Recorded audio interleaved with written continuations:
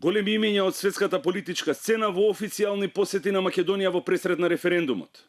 Сите се со поддршка за референдумот и со пораки до граѓаните, што помасовно да излезат.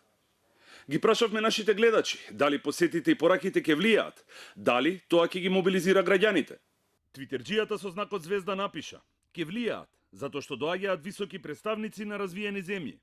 А ние сме со субверзивен менталитет, едва и чекаме некој главен да ни даде внимание. Сличен став има и Мирко Б, кој твитна: не треба ништо друго да се каже, самата посета кажува многу, само кој ќе може да ја разбере пораката. Дел од нашите гледачи сметаат дека посетите и пораките нема да имаат никакво влијание.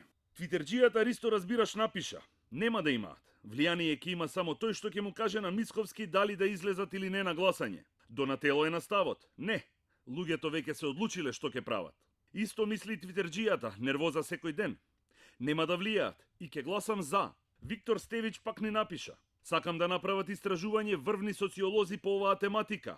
Колку луѓе што сакаат да бойкотираат или да гласаат негативно го променија своето мислење после изјавата на Курц дека го поддржува референдумот.